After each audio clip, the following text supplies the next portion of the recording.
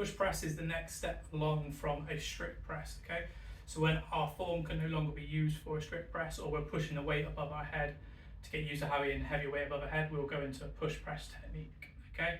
Now, the first stage is making sure you've got what's called a good front rack, okay? So there's a position of loading the barbell upon our shoulders, okay, not against our neck or in our hands, and keeping our wrists looked after, because it's quite a taxing motion, which should be dealing a decent amount of heavy weight on this. So when we go into the position, we go into a front rack position, okay, but we can't do a crossover hand one, it has to be an ordinary front rack, okay? So you haven't quite got the mobility for that. You need to make sure the bar can go into your fingertips, and you've got to be comfortable with the bar being in and out of your grip. If you're not so comfortable, make sure you either got spotter arms set up, or you're in an Olympic lifting station where you can drop these weights, okay? Do not drop the barbell by itself. Gym owners won't thank you for that.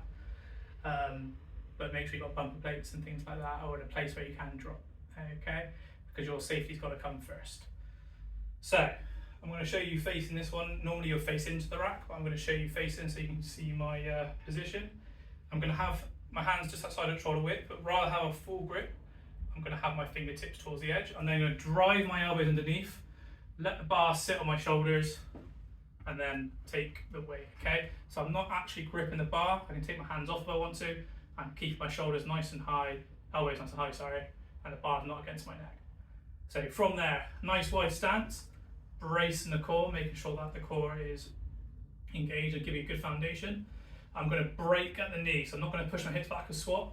I'm going to bend the knees, keep my body upright, and then I'm going to do a little jump to trigger the motion, okay?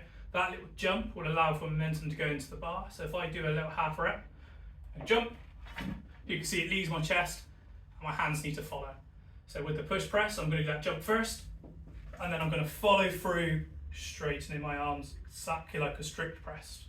And I'm going to bring it down slowly, controlled, down to my shoulders, let it roll into my fingertips, onto my shoulders again. So I'm not holding it in my wrist.